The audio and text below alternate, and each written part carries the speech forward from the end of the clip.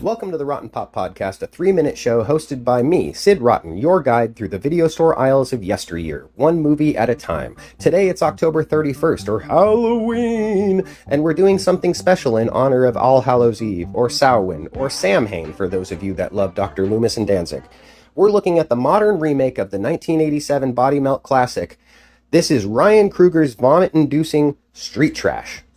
And if you don't know, Street Trash began as a 10-minute short in 1984 from filmmaker-cinematographer J. Michael Murrow.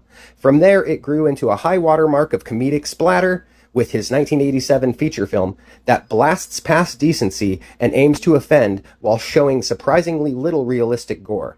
Murrow funnels everything into this candy-colored body melt mayhem that heightens the absurdity. Move ahead now to 2023, and South African filmmaker Ryan Coogler, the DIY visionary behind the acclaimed sci-fi gonzo picture Fried Berry, begins a year-long push to remake the classic. A new Street Trash with the same bizarre themes, anti-upper crust ideas, and gleeful gutter punk filth, sharpened for modern sensibilities. The setting moves from Brooklyn, New York to Cape Town, South Africa, and the story unfolds under an authoritarian state that's collapsing under a deep homelessness crisis. A corrupt, abrasive regime chooses total decimation by releasing the tenafly viper gas, a lethal chemical solution designed to eradicate the unhoused and ignite a new wave of body melt horror. Coogler leans heavy into the practical effects on this one. It looks like there's very minimal CGI, mostly for the set details, and the practicals are awesome. They harken back to the original in all the right ways.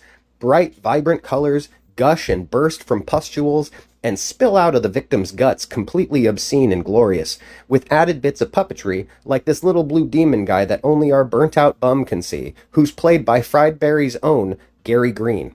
Coogler shows that he's here to give the full respect to the original. Everything in that department is completely on point. But Street Trash itself isn't perfect, and it isn't the easiest movie to delve into.